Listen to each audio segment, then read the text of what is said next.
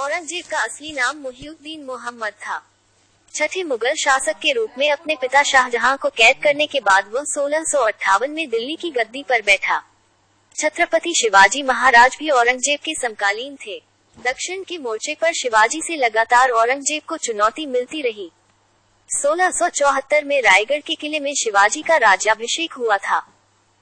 मध्यकालीन इतिहास के जिस एक चरित्र पर सबसे ज्यादा विवाद रहा है वह नाम है औरंगजेब। आलमगीर की उपाधि रखने वाला वही औरंगजेब जिसकी धर्मांधता बहस का मुद्दा बनती रही है। हिंदूवादी संगठनों से लेकर सियासी दल औरंगजेब के इतिहास से जुड़े अध्याय पर तलवारें भांजते रहे हैं। हिंदुस्तान पर राज करने वाले इस छठे मुगल शासक और मराठा योद्धा छत्रपति शिवाजी महाराज की अदावत इतिहास में दर्ज है।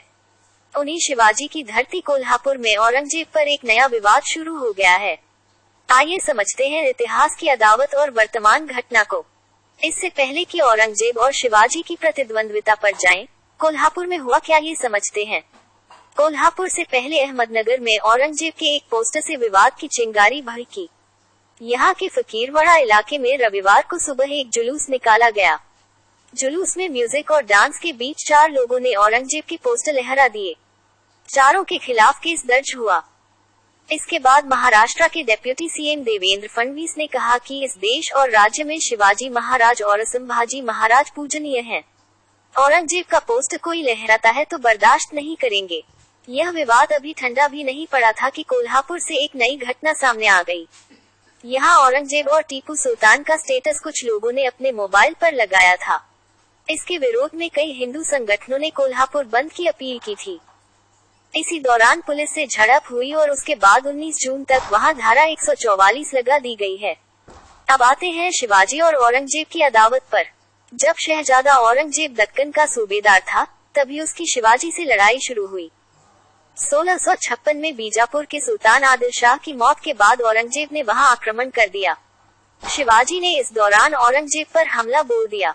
अहमदनगर और रैसिन के दुर्ग पर भी शिवाजी ने धावा बोला। इस वजह से औरंगजेब और शिवाजी के बीच तनाव बढ़ गया। हालांकि शाहजहां के कहने पर औरंगजेब ने बीजापुर से संधि की। शाहजहां के बीमार होने के बाद औरंगजेब ने उत्तर भारत का रुख किया। वहीं शाहजहां को कैद कर जल्द ही वह दिल्ली का बादशाह बन गया। दक्षिण भारत में भी धीरे धीरे मराठा साम्राज्य शिवाजी के नेतृत्व में मजबूत होता गया। उत्तर भारत से ध्यान हटने के बाद औरंगजेब ने एक बार फिर दक्षिण का रुख किया। वह शिवाजी की ताकत से वाकिफ था।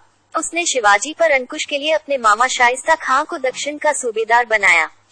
1.5 लाख की फौज के साथ शाइस्ता खां पूना पहुंच गया। 3 साल तक वह मावल में लूटपाट करता रहा। इसी दौरान शिवाजी ने एक दिन शाइस्ता खां पर हमला किया जिसमें उसकी 4 अंगुलियां कट गईं।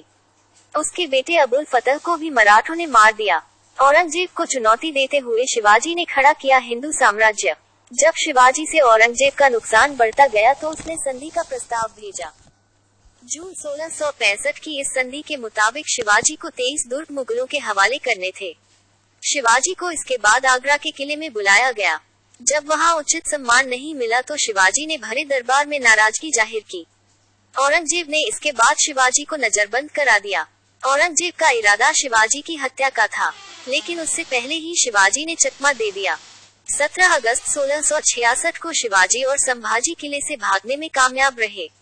1668 में शिवाजी और मुगलों के बीच दूसरी बार संधि हुई। इसके बाद 1670 में शिवाजी ने मुगल सेना को सूरत के पास फिर शिकस्त दी। पुरंदर की संधि में जिन राज्यों को शिवाजी ने मुगलों को दिया था, 1674 आते आते उन इलाकों पर दोबारा शिवाजी का अधिकार हो गया। काशी के ब्राह्मणों ने रायगढ़ के किले में सितंबर 1674 में शिवाजी का राज्याभिषेक कराया। इसके बाद उन्होंने हिंदवी स्वराज का ऐलान किया।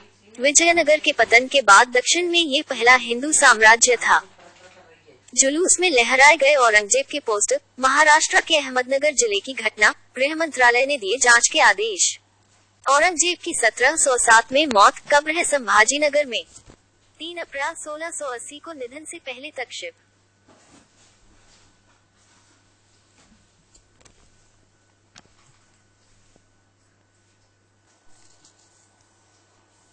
औरंगजेब का असली नाम मुहिउद्दीन मोहम्मद था। छठे मुगल शासक के रूप में अपने पिता शाहजहां को कैद करने के बाद वह 1658 में दिल्ली की गद्दी पर बैठा। छत्रपति शिवाजी महाराज भी औरंगजेब के समकालीन थे। दक्षिण के मोर्चे पर शिवाजी से लगातार औरंगजेब को चुनौती मिलती रही। 1674 में रायगढ़ के किले में शिवाजी का राज्याभिषेक हुआ था। मध्यकालीन इतिहास के जिस एक चरित्र पर सबसे ज्यादा विवाद रहा है, वह नाम है औरंगजेब। आलमगीर की उपाधि रखने वाला वही औरंगजेब, जिसकी धर्मांधता बहस का मुद्दा बनती रही है। हिंदूवादी संगठनों से लेकर सियासी दल औरंगजेब के इतिहास से जुड़े अध्याय पर तलवारें भांजते रहे हैं।